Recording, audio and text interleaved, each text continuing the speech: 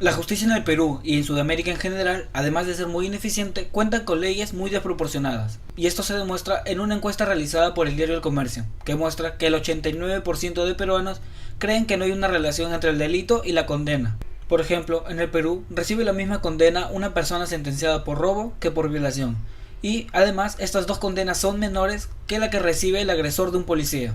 Otra que me resulta muy curiosa es que recibe la misma condena el que maltrata a un animal o el que abandona a un niño. Sin embargo, en mi opinión el verdadero problema está en que ni siquiera se cumplen las sanciones ya impuestas y que no existe ningún proceso de rehabilitación y reintegración social para estas personas. Y otro problema que le encuentro a todo esto es que la población peruana en general ni siquiera conoce las sanciones que conlleva cada delito. Así que hoy hablaremos de las condenas que reciben los distintos delitos en el Perú. Comenzando por el hurto, que es el delito más común en la mayoría de países. Este se divide en tres, en simple, de uso y agravado. El simple se comete cuando se roba una cantidad mayor al sueldo mínimo y donde no se usa violencia. Este delito está condenado de 1 a 3 años de cárcel. El agravado se sanciona de 3 a 15 años dependiendo de distintas variables. Algunas de estas variables son, por ejemplo, el robar en una casa habitada, o durante horas de la noche, o durante algún desastre que esté sufriendo el agravado, el robo de equipaje, pertenecer a una banda delictiva, robar material científico o patrimonios de la nación, la violación de empleo de claves secretas, colocar a la víctima en grave situación económica, emplear materiales explosivos y ser el jefe de una banda delictiva. Y el de uso se realiza cuando se roba para hacer uso momentáneo del objeto robado para su posterior devolución, y la condena de este no es mayor a 1 año. En los casos de robo, solo se dicta la cadena perpetua si se asesina a la víctima o si se le deja con lesiones muy graves, o también se puede dictar la cadena perpetua si se pertenece a una banda criminal.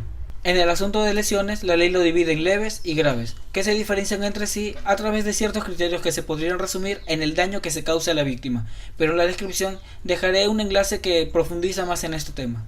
Con lo que respecta al agresor, recibe de 2 a 5 años si la lesión es leve, y si producto de estas lesiones la víctima muere, se recibe de 6 a 12 años de cárcel. En el caso de lesiones graves se sanciona de 4 a 8 años, y se llega a los 15 años de prisión si la víctima muere.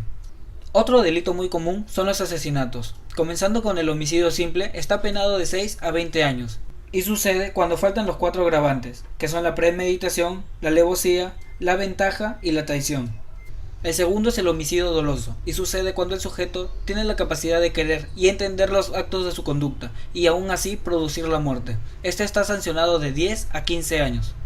El tercero es el homicidio culposo, también conocido como involuntario o negligente. Se comete cuando se produce un resultado dañoso al haber actuado con falta de prevención, prudencia o precaución, pese a que el resultado era previsible o se podía evitar, siendo la condena aquí de 2 a 8 años de cárcel. También existe el homicidio preterintencional. Sucede cuando se desbordan las intenciones del causante, que primitivamente solo quiso dañar, pero que desafortunadamente terminó asesinando a la víctima. Este delito se condena de 3 a 5 años de prisión. Justo aquí también se encuentran los homicidios por emoción violenta, que suceden, por poner un ejemplo actual, cuando una persona encuentra a su pareja siéndole infiel, y producto de esto, de una manera instantánea y violenta, asesina a su pareja. Esta recibe una condena de 1 a 5 años de prisión.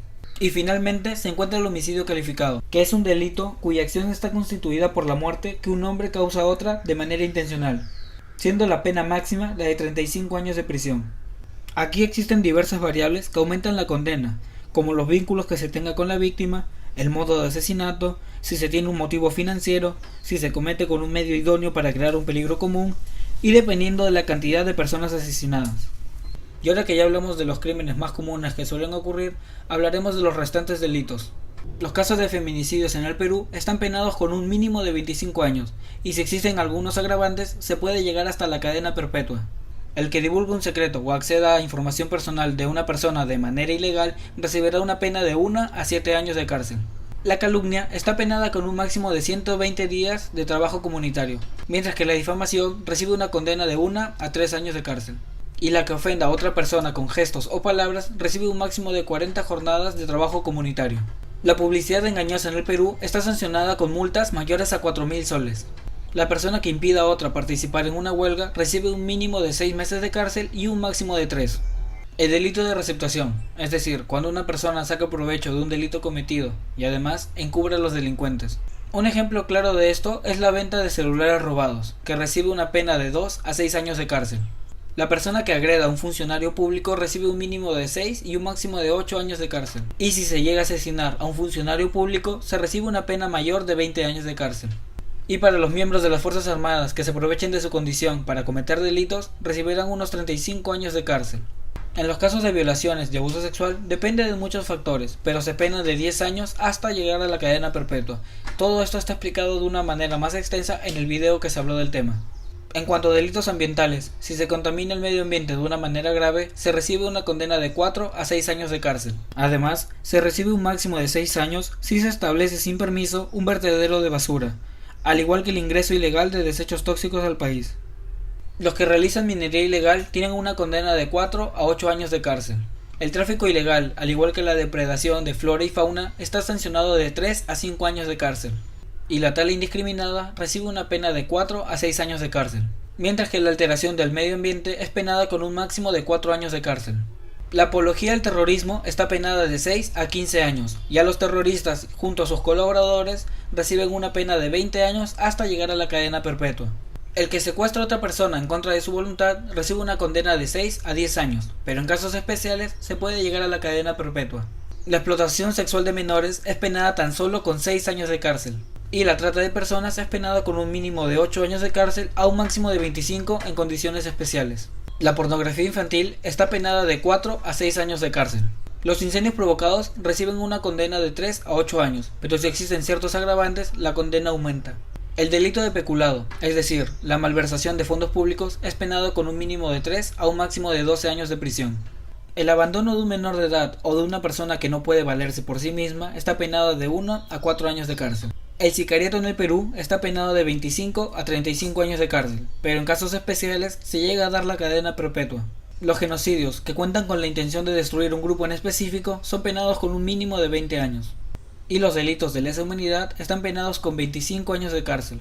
El que abandone o maltrate a un animal recibe una condena de 3 años de cárcel, y si el animal muere por dichos motivos, se recibe una condena de 5 años. Y bueno, ya que hemos visto los principales delitos junto a sus condenas, es evidente que en muchos casos se debería reformar algunas leyes, ya que se encuentran muy desproporcionadas.